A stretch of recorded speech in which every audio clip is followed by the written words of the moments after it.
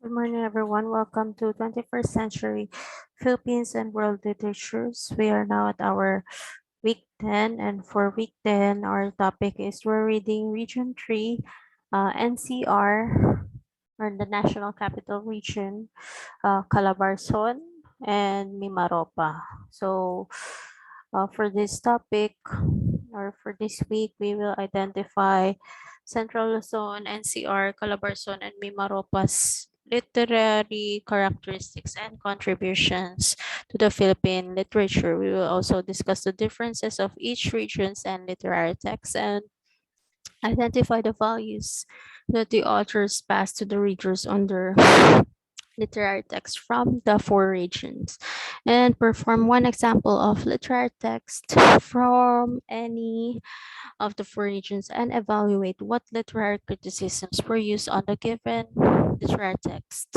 from authors of the four regions. So again, NCR is National Capital Region. Calabarzon is Cavite, Laguna, Batangas, Rizal, Quezon, and Mimaropa is Mindoro, Marinduque, Romblon, and Palawan. So let's proceed to our discussion. We have here Central Luzon's tradition, practices, and culture. Sorry for the error for that. So we have here for Central Luzon, we have Kampampangan, and just like the other ethno-linguistic groups, the Kampampangans have rich customs and traditions governing the rites of passage. Some of these practices are still being observed nowadays. We have the birth practices in one of the barrios of Gagua, Pampanga, close relatives of a woman who is about to deliver a child, together with their neighbor, make noise like shouting, beating in tin cans, and exploding firecrackers in order to help exhale the fetus faster. Also, they have baptismal rites practices, and for many Kapampangan houses, the baby's baptismal dress serves as a souvenir and decoration for the sala. It is put on a frame and hung in the sala like a picture. For courtship and marriage, the only prevalent form of courtship now is the pamanhikan, where the male, with the permission of the parents, or where the male asks for the permission of the parents, is to visit the girl in the latter's house. When the agreement is reached between the boy and the girl, the marriage ceremony is arranged. At present, pamanhikan is still being practiced when the parents of the boy confer with their balai or parent of the bride-to-be regarding marriage plans of the children. And we also have death and burial. For this one, the wake or makipaglame lasts for at least 3 days and 2 nights, after which everybody participates in the libing or interment. As part of the ritual, vigil is observed till the ninth day after the day of the deceased, known as Pasiyam Day. On the first death anniversary, Lucas Paldas, or literally the removing of dress for mourning, is practiced with a grandiose meal. The pangati, or prayer observance, is an important part of the ritual. So some beliefs which have survived to this day are the following for the Kamapangan. So we have here the Nuno. So Nuno is the old men who reside in months. We have Mangkukulam. For this one, Mangkukulam is the flesh and blood men, women possessing dreadful evil power. We have Tianaka, and they are the evil spirits who inhabit forests and bamboo thickets. We have Duende, and the Duende is the spirit that assumed the form of man. And Capre, nocturnal giants, and Mangkukutod, or beings endowed with supernatural powers to separate their heads from their bodies. So these are some of the beliefs that have survived from the Kapampangan. Now next that we have is Tarlac. So for the Tarlac, sorry for the error again for car beliefs and traditions. So this one is for the Central Luzon traditions, practices, and culture. Take note. So for Tarlac, Tarlac is well known as the melting pot of Central Luzon due to the presence of the following four major ethno-linguistic groups. We have the Pampangos, Ilocanos, Tagalogs, and Pangasinenses. Tarlac serve as the cradle of great men and women in every field of endeavor. Home to quality ticket, it is a variety of rice that is originally ingredient to native rice cakes like our kakanin like patupat, palitaw, and tupig among other sweet cakes are some of the learned and passed on culture of food delicacy in the town. Also, being an agricultural community, customs associated with farming are equally maintained and the vast green fields in barangays San Andres and Santa Lucia among others have preserved some of their customary farming equipment such as the kapuyawan or sugar mill and ulnas is a carabao driven cart. Despite the introduction of modern farming facilities to augment traditional means, some of the local farmers have lived up for their practice method that had existed over time. And if you would come to visit Barangay Santa Barbara, they still have their well-preserved culture of butter making or candid shapes of dalikan or clay stove. And usually this is for cooking. And these are ornamental pots and are displayed as if boasting its continuous existence in the place. So we could see in the picture we have here this dalikan or the clay stove. So this is for the tarlac. Next is the Nueva Ecija. Again, sorry for the typographical error. It is not car beliefs and traditions, but instead it is Central Luzon. Central Luzon.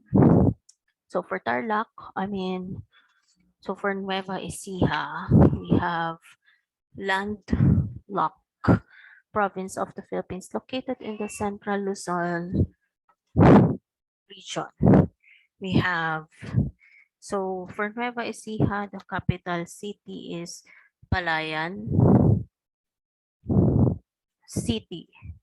The province served as a melting pot of different cultures that molded the way of life of Novo Ejicanos. Every town has a flamboyant fiesta celebration that exhibits the people's humility and devotion in their patron saints. This is best known in Bibiklat, Aliaga, where the famous Taong Putik or Nagsa San Juan ritual is celebrated during the feast of Saint John the Baptist every 24th of June. And during the celebration, the devotees cover their bodies with mud and dry leaves, because in the picture. Also in Nueva Ecija, music is the form of art that closest to the hearts of Novo Mexicanos.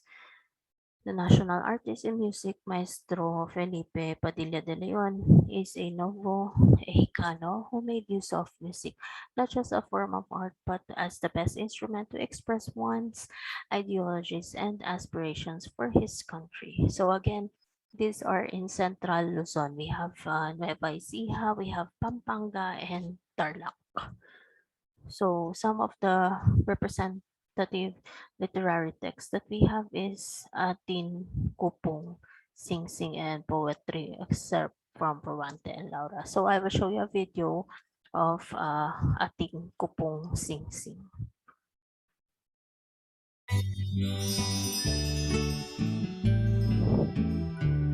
Ako ay may singsing, may patong kay inam, binigay sa akin ng mahal kong nanay. Sa tapat ng dibdib, iningat-ingatan, kung saan nawaglit, di ko na nalaman. Atin ko pong singsing, metong yang timpukan, amanake iti, kingindong ibatan, sangkang king sininot, king metong akaban, mewalaya iti, eko kamalaya. Dear me, where is my ring, set with its precious stone? 'Twas a beautiful thing mother gave me to own. Only true love and care I have kept it away. But though it isn't fair, where it is who can say?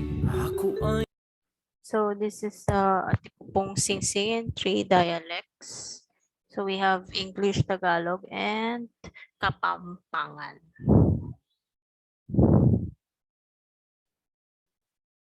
Now that we have discussed the Central Luzon's traditions, beliefs, uh, basically from Pampanga, Tarlac, and Nueva Ecija, we'll go on to NCR, or the National Capital Region. So we have here festivities, holidays, and traditions in Manila. So for this one, we have the uh, Feast of the Black Nazarene, and it is one of the most famous religious processions of the Philippines. Also, thousands of people gather in Quiapo, Manila, and celebrate the figure of Christ, a statue built more than 2 centuries ago. In this procession, barefoot men and women join and walk for hours through the streets of the city. Also have the Feast of Santo Niño in Manila, and the celebration makes Filipinos decorate their streets, especially the district of Tondo and Pandacan, with striking colors and decorations, dancers, and music. We have Old Makati's Bailes de los Arcos, and it is a party held for the generations in Manila. It also has a religious character since it is dedicated to the Virgen de la Rosa, Saint Peter, and Saint Paul. The young women are the protagonists of this Filipino festival. They rehearse a traditional dance for the months, and it's given as an offering and as a thank you for the saints for all the favors and wishes they have granted throughout the year. We also have Buling Buling in Pandacan, Manila, and it is one of the most popular dance celebrations in the area. In fact, it has become the official dance of Manila, and the festival is represented by choreographed and studied dance shows. The people of Manila celebrate this with joy and hospitality. And last festivity is the Battle of Manila. And for this one, every 3rd of February, the capital of the Philippines celebrates the release of its territory during World War II in 1945. For this one, the celebration is more discreet than other festivals in Manila, but citizens still celebrate their identity as a city and as a country. So we have a representative text. It is a prose, Mayday Eve by Nick Joaquin. And Nick Joaquin is a natural artist for literature. He is born in Paco on Calle Heran as the son of Leocadio E. Joaquin. And Leocadio E. Joaquin is a lawyer and a colonel of the Philippines Revolution, and Salome Marquez, a school teacher. After 2 years of secondary education at the Mapa High School, Joaquin dropped out of school to work on Manila's waterfront and in odd jobs. On his spare time, he read widely at the National Library and his father's library. English had become the official medium of instruction in 1889 after the Spanish-American War, and especially through the work of short story writers, English became the most developed literary genre and virtually all Spanish literature ceased. Joaquin used the pen name Quijano de Manila in his writings. So on your handouts or PDF files, um, we have here Mayday Eve by Nick Joaquin, and also Footnote to Youth by Jose Garcia. Jose Garcia also is a national artist for literature. You may read all the representative texts on your PDF files or your handouts as well. So now we're done with the NCR. Let's proceed to the Calabarzon and Mimaropas tradition, practices, and culture. So we have here the Regatta. So Regatta is water festival every 24th of June in Cavite City. And it is to honor Nuestra Señora de Portavaga. And sprinklers are installed at the city's main street so that so that the revelers get a different kind of shower. We also have Paskuhan sa Imus. It is, of course, every December in Imus, Cavite. It is a month-long festival that celebrates the Caviteños' unique Christmas holiday. The town of Imus is bathed in thousands of lights and dazzling array of unique lanterns of all shapes and outdoor decor that evoke warm memories of one's childhood. The food fair features the best of Cavite products. The nightly entertainment shows, the events are capped with an enactment of the Panunuluyan Imus style. We also have Tauhang Parangal, an annual awarding of the certificates of recognition of the graduates of General Trias in Cavite with honors from elementary, secondary, and tertiary levels of education. It also confers the awards to examinees who lands on top 20 places in the examination given by the government. We have the Feast of San Sebastian de Martir. On this occasion in Lumban, two noteworthy events take place side by side the town fiesta. One is the Moro or Comedia stage on the eve and on the night of the fiesta. Local talents performing the demanding comedia roles, wearing colorful costumes before a crowd of spectators. Also, another is the Paligong Puon, or a traditional procession observed at the Lumban River, wherein the icon of Patron Saint Sebastian Tower with the hundreds of devotees afloat on casquitos or big boats hold lighted candles while making a ritual turn across the river. The icon is then paraded around town while locals take turns in dousing the saint and devotees. Next, we have is the Parong Tagalog Festival. And for this one, the local government officials of Lumban imitated the first Barong Tagalog Festival from 29th of April to 3rd of May 1996. This was participated in by 40 local producers.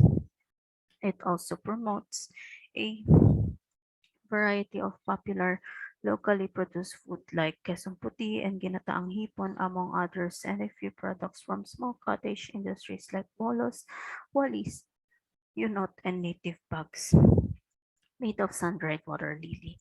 This activity is meant to be continuing project of the municipality. Lumban established itself as the embroidery capital of the Philippines. Next that we have is the Salibada, and it is a religious festival honoring the Santo Niño or Holy Child. This is characterized by street dancing a la Mardi Gras, with participants pouring water among each other, perhaps reenacting baptismal rites of all days. We have Salubong, and Salubong is a religious episode based on the Via Crucis events of the crucifixion and death of Jesus Christ. Tradition narrates to us the sorrowful meeting of Mother Mary with her son Jesus on his way to the cross. These events are dramatized live on the streets of Paete on Holy Thursday, with the wooden images of which are saints made to move by ingenious craftsmen to stimulate live movements replete with appropriate dialogue. And next is the Santa Cruzan. It is from May 1 to 31 and originally in Paete, Laguna. And basically, it is a religious festival depicting the life and times of Saint Helena, the mother of Constantine the Great, who interceded on behalf of the early Christmas and saved them from death imposed by Imperial Rome. We have the Pagsanhan Day or Yugan Festival. This event is held from the 3rd to 12th of December. The event features the history and culture of Pagsanhan through music and dance performed by students in street dancing and nightly programs. We have Coconut Festival. It is a week-long celebration highlighted by a Mardi Gras with the participants decorated costumes made of coconut-derived materials. And Turumba is the largest religious activity, consists of 7 fiestas or lupi to commemorate the 7 sorrows of Our Lady of Turumba, starting before the Holy Week and 9 days thereafter. That ends in the month of June, celebrated with a dancing procession. We also have a Manok Nip San Pedro Festival, and it is a grand parade of various colorful floats participated in by both government and private sectors, while the tribal groups aggressively partake in street dancing with numerous tribal participants lined up alternately with the floats. We have Rizal Day uh, every 19th of June. Calamba, Laguna, a celebration in a memory of the birthday of the Philippine national hero, Sepi Rizal, wherein the townsfolk of Calamba offers flowers to Rizal Shrine, and a civic parade depicting the life and times of Dr. Rizal culminates the town plaza. As a feast of San Antonio de Padua, and the townsfolk of Pila celebrate the feast through a procession, merrymaking, and festive dining in the most of the beautiful ancestral homes. The San Antonio de Padua Parish Church and the town plaza are the focal points of activities. I have here Anakalang Festival, and it is consists of activities highlighting an agri fair that exhibits the town's bountiful harvest and productions, a musical festival, children's sports competition, and cultural events enhance the harvest celebration. We have harana, and it is a typical practice of courting a woman in a rural area. The man relays his message to his beloved through songs. Have and also Station of the Cross or the Penentesha. It provides a glimpse of the 14 stations at the foot of the mountain at Poblacion Rosario, Batangas. Christian devotees hold pilgrimage to this place during the Lenten season. We have National Arts Month, and it is an annual activity aimed at showcasing the talents of Batangueños in singing, dancing, and photography. Pabasa ng Pasyon, it is a traditional celebration of reading the Passion that depicts the life and death of Jesus Christ. Salubong or the Holy Cross Festival, it is a festive celebration involving the meeting of the Holy Cross of Bawan and the Holy Cross of Alitagtag at Pinukalan Shrine come 8 a.m. And the celebration is highlighted by a program of singing of praises to the Holy Cross accompanied by street dancing. Finally come street dancing. Finally come 2 p.m. The Holy Cross of Bawan is brought back to the parish church of Bawan where the jubilation culminates. And we have the Pusan Festival every May in Alatagtag, Batangas, and it is an impressive festival during which the Holy Cross is honored on the last of May. Flowers are offered during the afternoon ceremonies before an old cross in the town church.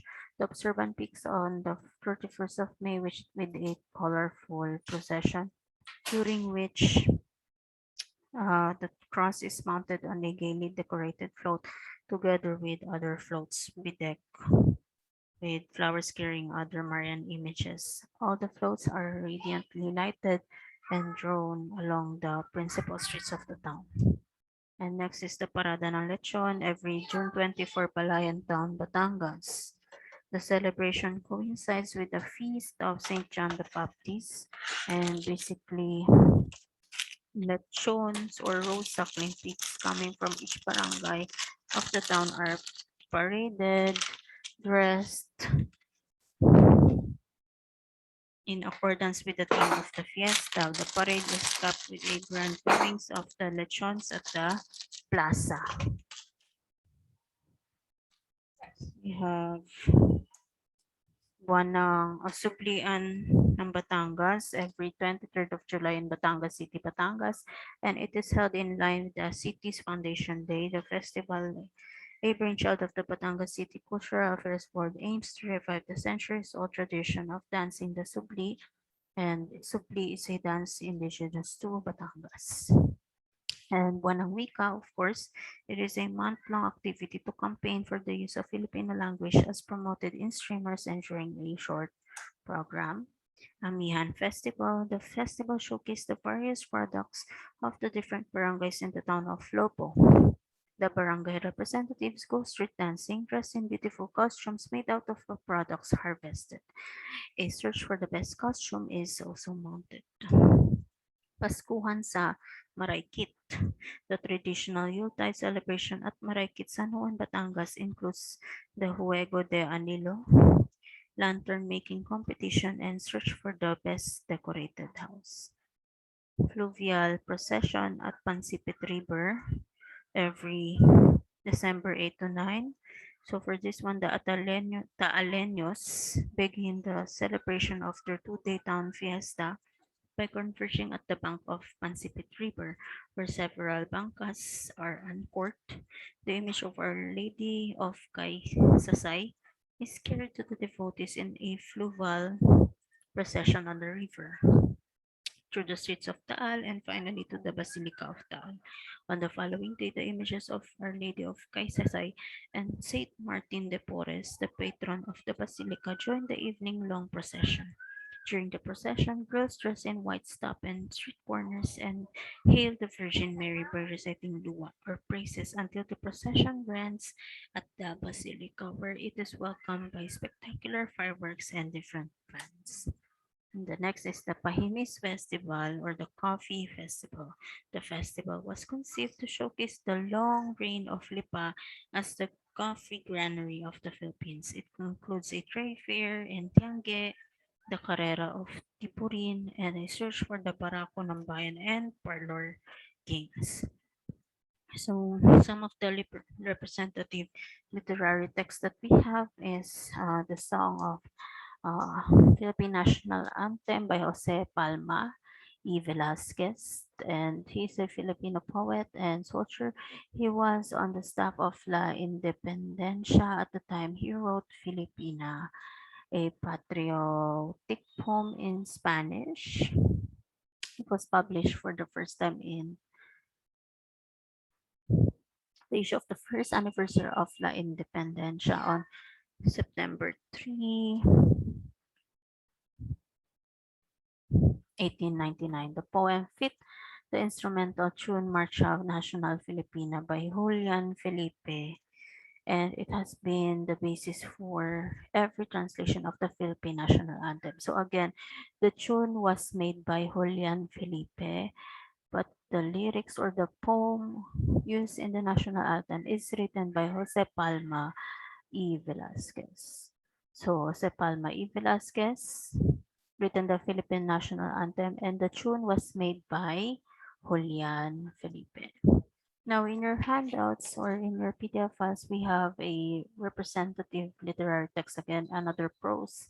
So we have My Brother's Peculiar Chicken, Alejandro R. Roses, and I suggest that you may please read the prose provided in your handouts or PDF files for you to able to know some of the representative literary texts in the Calabarzon and Mimaropa region. So for this lesson, we have references, we have links. For some references, I will just post it in the GEC, and then we also have 21st century literature from the Philippines and the world.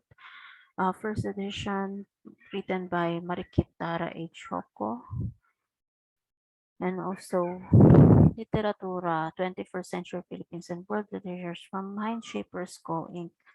by Jaime G. So for your activity, we have activity 1, matching type. So match column A to column B, write capital letters only that corresponds to your answer. So we have 25 points. So for this week, there is no need to answer activity 2, just answer activity 1. So for this week, I would like to say thank you. And then if you have any questions, don't hesitate to ask me. You may reach me personally through Facebook Messenger, or you may also ask me directly at school. So before ending this topic, I would like to say thank you and share a Bible verse from the book of Mark, chapter 9, verse 23. Said Jesus, everything is possible for one who believes. So thank you so much, everyone, and God bless.